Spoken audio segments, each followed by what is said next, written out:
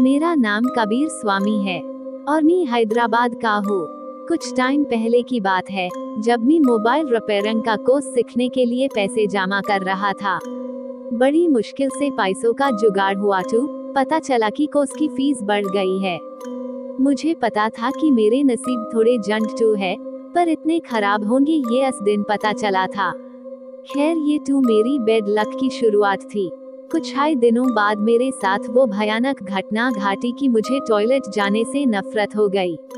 इस दिन मेरी माँ ने कहा कि नाश्ता नहीं बनाया है, बाहर बाजार में जाकर कुछ दस लेना। मैं खुजाता हुआ एक वड़ा पाव के ठेले पर नाश्ता करने गया। मैंने एक चाय और वड़ा पाव ऑर्डर किया। स्वाद अच्छा था तो दूसरा वड़ा पाव भी खा लिया। फिर मैं मार्केट में घूम लगा। तभी अचानक मेरे पेट में गड़बड़ हुई। घर तक जा सको इतना टाइम नहीं था, तो वही पास में एक सुलभ शौचालय में घुस गया। मैं जल्दी से टॉयलेट में जाकर पेट हल्का करने लगा। तभी अचानक मुझे वहां पायल की आवाज सुनाई देने लगी। पुरुषों के टॉयलेट में पायल की आवाज सुनकर मेरे तो रोंगटे खड़े हो गए। कुछ ही देर में टॉयलेट की बत्ती चालू बैंड होने लगी। मैंने चिल्लाकर बोला कि कौन मस्ती कर रहा है। दरवाजा खोलकर बाहर आगा तो बहुत पिछूंगा। कुछ देर वहाँ शांति छा गई। मैं झटपट काम खत्म करके टॉयलेट के बाहर आने लगा, लेकिन दरवाजा खुला ही नहीं रहा था। ये फ्लैट मुझे डर लग रहा था। मैंने चिल्लाकर सुलभ शौचालय के चौकीदार को अंदर बुलाया। उसने कहा कि दरवाजा तो खुला हाई है, आप धक्का दो। इस बुढ़े के आते हाई टॉयलेट का दरवाजा मक्खन की तरह खुल गया। मैं 5 रुपए देकर वहाँ से बाहर जाने लगा। अभी 2 कदम चला हाई था कि फिर से मेरे पेट में गड़बड़ी उठी। मुझे फिर से उल्टे पाव वापिस उसी डेंजर टॉयलेट में घुसना पड़ा। ए फ्लैट 2 मेरे पसी भी खत्म हो चुके द। मुझे समझ नहीं आ रहा था कि बाहर निकलकर चौकीदार को दूंगा क्या। करीब 2 से 3 मिनट हुए तो फिर से टॉयलेट की बत्ती चालू बैंड होने लगी। इस बार किसी औरत के हंसने की आवाज भी सुनाई दे रही थी। ए फ्लैट मेरी तो जोरों से फटने लगी। मैं खड़ा होकर पैंट पहनकर भागना चाहता था, पर मैं उठा ही नहीं पा रहा था। ऐसा लग रहा था कि मेरे कंधों के ऊपर कोई बीत गया है। कुछ देर बाद जोर लगाते हुए मैं खड़ा हुआ और दरवाजा खोल के टॉयलेट से बाहर निकला। मैंने देखा कि सुलभ शौचालय का मैं दरवाजा लॉक था और मैं उसके अंदर कैद था। ये सब खौफनाक नजारा देखकर मेरी तो जान निकल गई। मैं बौखला गया और जोर जोर से रोने लगा। वहाँ काफी अंधेरा था और इस जगह का वातावरण बेहद बेबुडार और भयानक हो चुका था।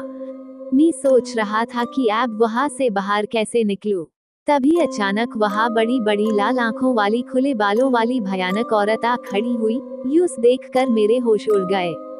मैं डरवस की ओर भगा तो हड़बड़ी में औंठे मुंह सवचले के फर्श पर गिर पड़ा। पायल खनकती हुई वह खतरनाक औरत मेरी ओर बढ़ने लगी। मैंने मान लिया कि आज मेरी मौत इस डायन के हमले से हाई होगी। थोड़ी हाई देर में वह मेरे पास आकर बैठ गई और जानवरों की तरह मुझे संगने लगी, जैसे कि मुझे काट खाने से पहले मेरा जायजा ले रही हो। मुझे मेरी मौत तो साफ दिखाई रही थी, पर फिर भी एक आखिरी बार मैंने हिम्मत करके चीख मारी और जोर लगाकर जमीन से खड़ा हो गया। मैं दीवानों की तरह शौचालय का मैं दरवाजा पीटने लगा और कुछ ही देर में वह दरवाजा मेरे लाटों और घुसों से टटकर बाहर की ओर गिर पड़ा और साथ साथ मैं भी बाहर लुढ़क कर गिर पड़ा। जब मेरी नजर लोगों पर पड़ी तो मैंने देखा कि वो कमीन मेरी मदद करने की वजह मुझ पर हंस रहे थे और अन्न से एक तो ये भी बोला कि दारू पिएला है क्या। पास में खड़ा हुआ एक फ्रूट के ठेले वाला मेरे पास आया और बोला कि भाई तुम वहाँ अंदर क्या कर रहे थे। मैंने यूज कहा कि भाई मैं वहाँ घूम नहीं गया था, टॉयलेट गया था, मेरा पेट खराब था। वही अंदर शौचालय में मुझ पर एक डायन ने हमला किया। मेरी बात सुनकर उसकी भी हंसी निकल आई। उसने बोला कि जरा पीछे मड़कर भी देख लो। वहाँ मड़कर मैंने देखा तो मेरे रोंगटे खड़े हो गए। इस जगह पर कोई शौचालय नहीं था, वह तो एक टूटा फूटा खंडहर मकान था। वहाँ कोई चौकीदार भी नहीं था और मैं इस खंडहर का दरवाजा तोड़कर हाई बाहर गिरा था। ए फ्लैट में पूरी तरह से समाज चका था कि मैं एक डायन के हमले का शिकार हुआ था, जिसने मेरी कमजोरी का फेदा उठाकर शवछाले का भ्रम पैदा किया और मुझे अस खंडहर के अंदर धोखे से बुलाया। उपावेल की रहमत से मैं अस डायन के इलाके से जिंदा वापिस आ गया और उसके ठिकाने पर संडास भी कराया। मैं जानता हूँ कि कई लोग मेरी इस घटना के बेअमी जानकर मेरी हंसी उड़ेंगे, पर जब मौत सामने आती है तब इंसान की हालत क्या हो जाती है वह सिर्फ मैं ही समझ सकता हूँ, या फिर कोई ऐसा इंसान जिसने भूत प्रेत या चुड़ैल का सामना किया हो। कबीर स्वामी।